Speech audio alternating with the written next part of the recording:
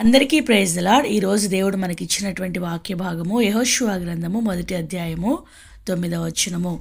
నేను నీకు ఆజ్ఞ ఇచ్చి ఉన్నాను కదా, నిబ్బరం కలిగి ధైర్యంగా నుండుము, దిగులు పడకము, జడియకము. నీవు నడుచు మార్గం అంతటిలో నీ దేవుడైన యెహోవా నీకు తోడై యుండును. ఈరోజు మనకి ఇవ్వబడినటువంటి వాక్యము, నీవు నడుచు మార్గం అంతటిలో నీ దేవుడైన యెహోవా నీకు తోడై యుండును. అంటే మనం నడిచేటువంటి ప్రతి మార్గంలో దేవుడు మనకి తోడుగా ఉంటాను అనేటువంటి వాగ్దానాన్ని ఇక్కడ మనకి ఇస్తూ ఉన్నట్లుగా మనము చూడవచ్చు అన్నమాట. ఈ యొక్క మాటలు దేవుడు యెహోషువతో చెప్పాడనమాట. ఈ మోషే చనిపోయిన తర్వాత యెహోషువ ఆయన విషయమై ఎంతో ప్రలాపిస్తూ దుఃఖిస్తూ ఆయన అలాగున ఉన్నప్పుడు యెహోషువని బలపరుస్తూ యెహోషువని ధైర్యపరుస్తూ దేవుడి యొక్క మాటలు చెప్పినట్లుగా మనము చూడవచ్చు. ఈ యొక్క మాటను అనేకులు వాగ్దానముగా కూడా పొంది ఉండవచ్చు. ఎందుకంటే దేవుని వాక్యము ఆ దినాల్లో దేవుని బిడ్డల్ని ఎలాగూ నడిపించిందో, ఇక్కడ ప్రస్తుతం ఉన్నటువంటి ఈ దినాల్లో ఉన్నటువంటి దేవుని ప్రజలను నడిపించడానికి వారిని మాదిరిగా ఈ యొక్క దేవుని వాక్యం మనకు ఇవ్వబడుతూ వచ్చింది కనుక ఈ యొక్క మాటలు మన జీవితాల్లో కూడా నెరవేరటానికి ఎంతో తోడ్పడతాయి అన్నమాట. అయితే ఇక్కడ మనం చూసినట్లయితే ఇవ్వబడినటువంటి ఈ యొక్క వాగ్దానము మన జీవితాల్లో నెరవేరాలంటే చెప్పబడినటువంటి ఈ యొక్క మాట మనలో, మన యొక్క నడవడికలో, మన యొక్క జీవన విధానంలో ఇది నెరవేర్చబడాలంటే, అంటే దేవుడు ఎప్పుడూ మనకి తోడుగా ఉండాలంటే, మనం నడిచేటువంటి ప్రతి మార్గంలో దేవుడు మనకు తోడుంటే ఎంతో బాగుంటుంది కదండి. ఎందుకంటే దేవాది దేవుడు, ఆయన ఎంతో గొప్పవాడు, ఆయనకు అసాధ్యమైనది ఏదీ లేదు. ఆయన నీతిమంతుడైనటువంటి దేవుడు, పరిశుద్ధుడైనటువంటి దేవుడు. ఆయన తోడు మనకుందంటే మనకు అసాధ్యమైనది ఏది ఉండదు. మనం కూడా నీతిమంతులముగా జీవిస్తాం, మనం కూడా పరిశుద్ధులముగా జీవిస్తాం. మనం ఏదైతే అనుకుంటామో అది నెరవేర్చబడుతుంది. మన ప్రభు మన తోడుగా ఉండి మనల్ని నడిపిస్తూ ఉంటాడు, మనల్ని ధైర్యపరుస్తూ ఉంటాడు, మనల్ని ఆదరిస్తూ ఉంటాడు. ఇది ఎంతో క్షేమము, ఎంతో ఇష్టము, ఎంతో ధన్యకరమైనటువంటి జీవితం అని మనము చెప్పుకోవచ్చు. అయితే ఇక్కడ మనం గమనించినట్లయితే మనం నడిచేటువంటి మార్గం అంతటిలో అంటే ఒక మార్గంలో ఉండి ఇంకో మార్గంలో దేవుడు తోడు ఉండను అనేటువంటి విషయం ఇక్కడ కాదు. కానీ దేవుడు అంటూ ఉన్నాడు, మార్గం అంతటిలో మనం నడిచేటువంటి అంటే మన యొక్క జీవన ఈ యొక్క విధానమును కొనసాగించేటువంటి ప్రతి పరిస్థితిలో కూడా దేవుడు ఏమంటున్నాడు, దేవుడు మనకి తోడుగా ఉండును అంటున్నాడు. అంటే ఒక వాగ్దానం చేస్తూ ఉన్నాడు. అయితే ఎప్పుడు ఈ యొక్క వాగ్దానం మన జీవితంలో నెరవేర్చబడుతుంది అనేది మనం చూసినట్లయితే యెహోషువకు కూడా పైన దేవుడు కొన్ని మాటలు చెప్తూ ఉన్నాడు.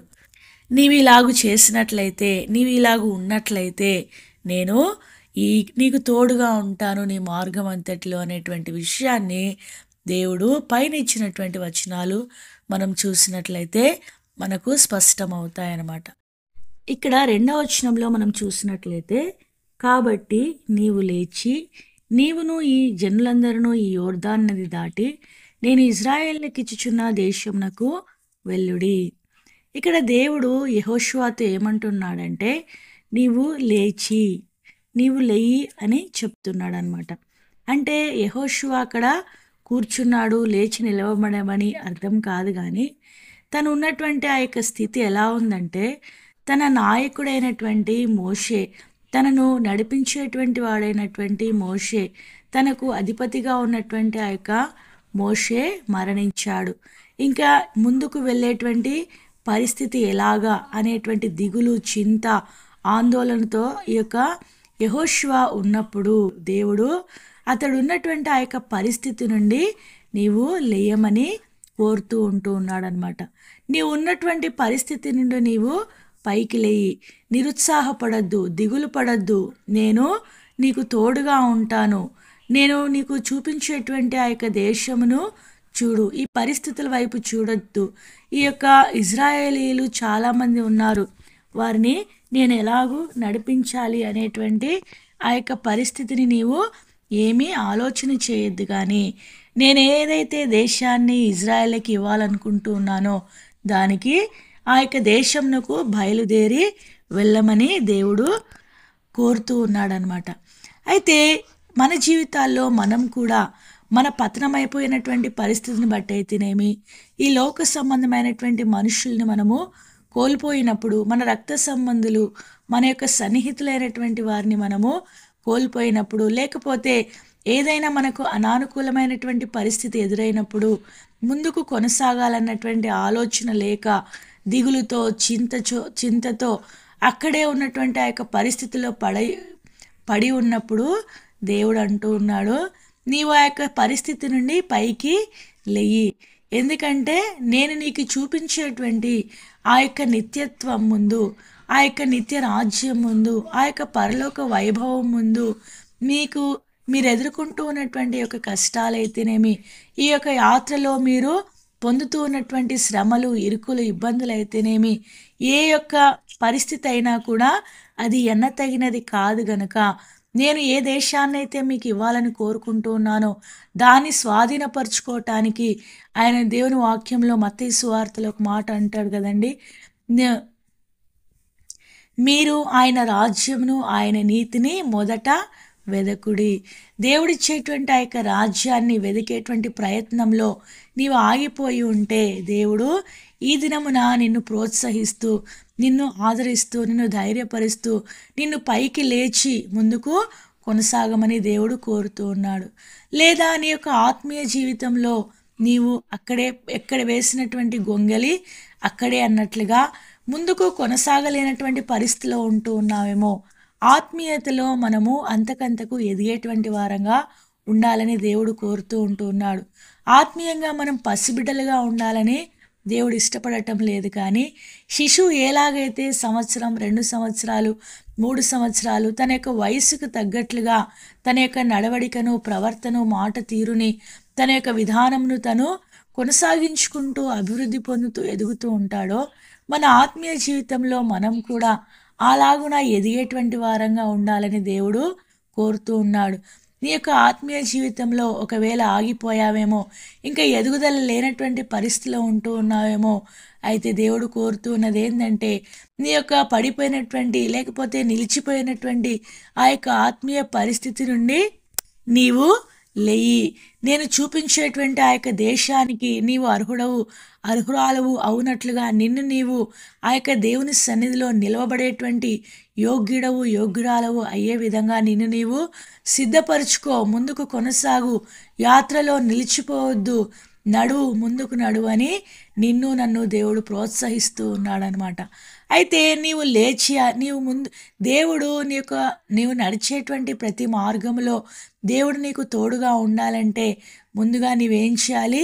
నీవు ఉన్నటువంటి స్థితి, అది ఆత్మీయ స్థితి అయినా కావచ్చు, ఈ యొక్క లోక సంబంధమైనటువంటి స్థితి అయినా కావచ్చు, ఆ ఉన్నటువంటి పరిస్థితులన్నిటి నుండి నీవు ముందు పైకి లేయాలి. ఆ యొక్క నిత్యత్వానికి నీవేం చేయాలి? ప్రయాణాన్ని కొనసాగించాలి. ప్రయాణంలో ఎన్ని పరిస్థితులు ఎదురైనా కూడా నేను నీకు తోడుగా ఉంటాను. అయితే నువ్వు చేయవలసినటువంటి పని ఏంటంటే లేయాలి, గురివైపు నీ యొక్క లక్ష్యంను ఉంచుకొని ముందుకు కొనసాగాలి. ఇది మొదటిదిగా మనము చూస్తాం. అయితే రెండవదిగా మనం చూసినట్లయితే, అయితే 7వ వచనము, అయితే నీవు నిబ్బరము కలిగి జాగ్రత్త పడి బహుధైర్యముగా నుండి నా సేవకుడైన మోషే నీకు ఆజ్ఞాపించిన ధర్మశాస్త్రం అంతటి చొప్పున చేయవలను. ఇక్కడ దేవుడు అంటూ ఉన్నాడు, ముందుగా నీ యొక్క యాత్రను కొనసాగించు. ఈ కొనసాగించేటువంటి ఈ యొక్క మార్గంలో నీ యొక్క జీవితం ఎలా ఉండాలంటే దేవుడిచ్చినటువంటి ధర్మశాస్త్రం చొప్పున నీవు చేయాలి. మోషేకి దేవుడైతే ఏ ధర్మశాస్త్రాన్ని ఇచ్చాడో దాని ప్రకారం నీవు చేయాలి అని యెహోషువతో దేవుడు హెచ్చరిస్తూ ఉన్నట్లుగా మనం ఇక్కడ చూస్తాం. అయితే ఈ దినాల్లో దేవుడు మనకిచ్చినటువంటి దేవుని యొక్క గ్రంథమైనటువంటి బైబిల్ని, దేవుని యొక్క వాక్యమైనటువంటి కృత నిబంధన, ప్రాత నిబంధన దేవుడు పరిశుద్ధ ఆత్మ ద్వారా రాయించి మన యొద్దకు పంపించినటువంటి ఆ యొక్క వాక్యమును మన జీవితంలో అలాగున చేసేటువంటి వారంగా ఉండాలి. సామాన్యంగా మన యొక్క జీవితాల్లో వాక్యాన్ని చదువుతాం, తర్వాత వింటాం, ఎంతో శ్రద్ధగా దేవుని మందిరాన్ని ప్రేమిస్తాం, కూడికలకు వెళ్తూ ఉంటాం. కానీ అయితే మన జీవితాల్లో దేవుడు ఏదైతే వాక్యం చెప్తూ ఉన్నాడో అది గ్రహిస్తున్నామా?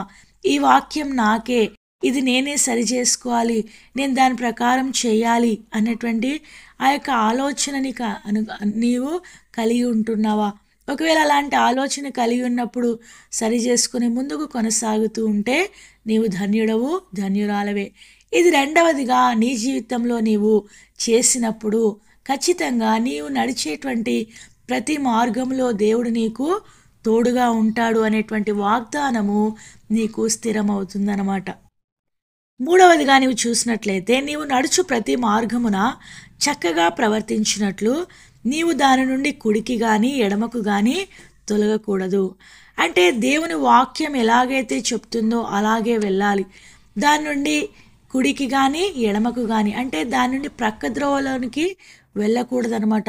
వాక్యం ఒక విధంగా చెప్తుంటే దాన్ని మనకు అనుకూలంగా మార్చుకుంటూ ఉంటాం. ఆ విధంగా మనకు కుడికి కావాలంటే కుడికి మార్చుకుంటాం, మనం ఎడమకు కావాలనుకుంటే ఎడమకు మార్చుకుంటాం. వాక్యాన్ని మన జీవన విధానమునకు, మన ఇష్టములకు అనుగుణంగా మనం మార్చుకునేటువంటి వారంగా ఉంటాం. అదే కుడికి ఎడమకు తిరగటం అనేది. అలాగున నీ జీవితంలో ఉండకూడదు. కానీ వాక్యాన్ని మన పరిస్థితులకు అనుకూలంగా మనం మార్చుకోకూడదు. కానీ వాక్యానికి అనుకూలమైనటువంటి పరిస్థితిలోనికి మనము వెళ్ళాలని దేవుని వాక్యంలో దేవుడు మనకు ఇది నమన మూడవదిగా మనకు తెలియజేస్తూ ఉంటూ ఉన్నాడు. ఇంకా మనం చూసినట్లయితే 8వ వచనంలో, ఈ ధర్మశాస్త్ర గ్రంథమును నీవు బోధింపక తప్పిపోకూడదు. అంటే నీవేదైతే నేర్చుకుంటూ ఉన్నావో, దేవుని వాక్యంలో ఏదైతే రాయబడుతూ ఉన్నదో, ఆ యొక్క ఏదైతే వాక్య ప్రకారం నీవు నడుచుకుంటూ ఉన్నావో అంతటితో ఆగిపోకూడదు. కానీ ఇతరులకు నువ్వేం చేయాలి? బోధించాలని దేవుని వాక్యంలో దేవుడు తెలియజేస్తూ ఉంటూ ఉన్నాడు. ముందు నీవు లేయాలి, నీ యొక్క ప్రయాణాన్ని ఆ యొక్క పరలోక రాజ్యం వైపు ప్రయాణాన్ని కొనసాగించటం మొదటి మెట్టయితే, రెండవదిగా నీవు నడిచేటువంటి నీ యొక్క ప్రయాణంలో, నీ యొక్క మార్గంలో దేవుని యొక్క వాక్యానుసారంగా నీవు నడవాలి. తర్వాత దేవుని యొక్క వాక్యాన్ని నీకు అనుకూలంగా కాకుండా వాక్యానికి అనుకూలంగా నీవు మారాలి అనేది మూడవదిగా మనము చూస్తాం. అయితే నాలుగవదిగా నీవు ఎలాగైతే నడుస్తూ ఉంటున్నావో, వాక్యానుసారమైనటువంటి ప్రవర్తన నీవు ఎలాగైతే కలిగి ఉంటున్నావో ఆ యొక్క ప్రవర్తనను ఇతరులకు కూడా నీవు బోధించేటువంటి వాడవుగా ఉండాలి. ఇది కరెక్ట్ కాదు, ఇది క్షేమం కాదు, ఇలాగుంటే నీవు దేవుని రాజ్యానికి వెళ్ళలేవు ప్రియ సహోదరుడా, సహోదరి అని వారిని హెచ్చరిస్తూ, వారిని ప్రోత్సహిస్తూ వారిని దేవుని మార్గంలోనికి నడిపించేటువంటి వాడుగా నీ ఉండాలని యెహోషువతో చెప్తూ ఉన్నటువంటి ఆ దేవుడే ఈ దినాన నీతో కూడా చెప్తూ ఉంటూ ఉన్నాడు. అలాగున నీవు చేసినప్పుడు నీవు నడిచేటువంటి ప్రతి మార్గంలో దేవుడు నీకు తోడుగా ఉంటాను అని దేవుడి దినమున మనకు తెలియజేస్తూ ఉంటూ ఉన్నాడు. ఇంకా మనం చూసినట్లయితే బోధించాలి, దానిలో వ్రాయబడిన వాటన్నిటి ప్రకారం చేయుటకు నీవు జాగ్రత్త పడినట్లు దివారాత్రము దాన్ని ధ్యానించిన ఎడలా నీ మార్గమును వరదల చేసుకుని చక్కగా ప్రవర్తించదవు. నీ యొక్క వాక్యాన్ని నీవు ఒకవేళ మర్చిపోతావేమో. ఈరోజు దేవుడు ఒక మాట చెప్పాడు, ఆ యొక్క వాక్యాన్ని నువ్వేం చేసుకుంటున్నావు? నువ్వు సరి చేసుకుంటున్నావు, ఆ వాక్య ప్రకారం నీవు జీవించాలనుకుంటున్నావు, అంతటితో అయిపోయింది. మానవ నైజం ఏంటంటే మర్చిపోయేటువంటి స్వభావం. అయితే ఈ యొక్క మానవ నైజానికి అతీతంగా ఉండేటువంటి ఈ యొక్క దేవుని వాక్యాన్ని మనం ఏం చేయాలంటే దినదినము ధ్యానించాలంట. దేవుని వాక్యం ఈ దినం ఏం చెప్తుంది, దేవుని గ్రంథంలో దేవుడు ఏం మాట్లాడుతూ ఉంటున్నాడు అని నీవు దేవుని వాక్యాన్ని దినదినము ధ్యానించేటువంటి అనుభవం కలిగి ఉన్నప్పుడు నీవు వాక్యాన్ని మర్చిపోయేటువంటి వాడవుగా ఉండవు. మా వాక్యం ఎప్పుడైతే మన జీవితాల్లో, మన యొక్క హృదయంలో అది భద్రం చేయబడి ఉంటుందో ఆ వాక్యం మనల్ని గద్దిస్తూ ఉంటుంది. ఆ మాట మనకి మాటికి జ్ఞాపకం వస్తూ ఉంటుంది. కనుక నీవు వేరే మార్గంలోనికి వెళ్ళటానికి నీకు అవకాశం లేకుండా ప్రభువు నిన్ను ఆ యొక్క వాక్యమే నిన్నేం చేస్తుందంటే సరైన మార్గంలో నడిపించబడటానికి సహాయపడుతుంది. కాబట్టి దేవుని వాక్యాన్ని ధ్యానించే విషయంలో చాలా జాగ్రత్త కలిగి ఉండమని దేవుడు యెహోషువతో చెప్పినట్లుగా ఈ దినమున నీతో నాతో కూడా చెప్తూ ఉన్నాడనమాట. మొట్టమొదటిగా నీవు ఉన్నటువంటి పరిస్థితి నుండి నీవు లేయి ఆ యొక్క నిత్య రాజ్యం వైపు నీ యొక్క ప్రయాణమును యేసుక్రీస్తు ప్రభువారినే గురిగా ఉంచుకొని ఆ యొక్క గురి వద్దకు నీ యొక్క ప్రయాణమును కొనసాగించమని మొదటిగా ఆయన కోరుతూ ఉంటూ ఉన్నాడు.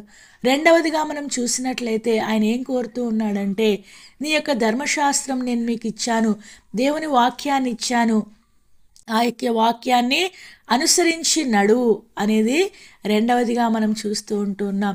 అయితే మూడవదిగా మనం చూసినట్లయితే వాక్యాన్ని నీకు నాకు అనుకూలంగా నీకు నాకు అనుగుణంగా మార్చొద్దు, కానీ వాక్య ప్రకారం జీవించటానికి నిన్ను నీవు మార్చుకో అని దేవుడు మూడవదిగా మనకు తెలియజేస్తూ ఉంటూ ఉన్నాడు.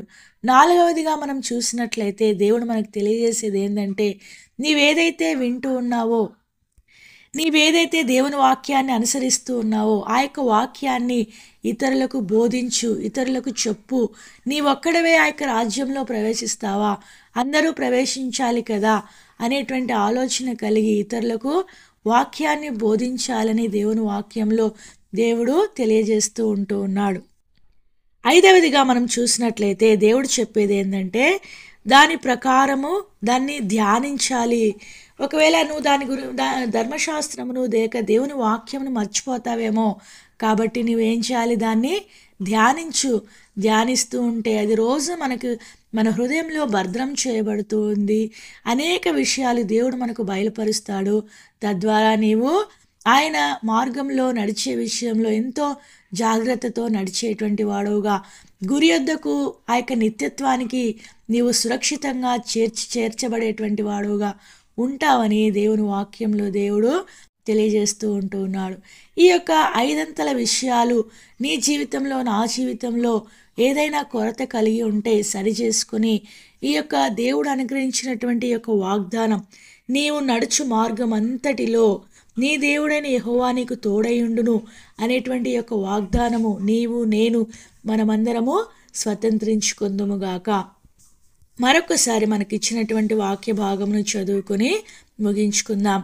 యెహోషువ గ్రంథము 1వ అధ్యాయము 9వ వచనము.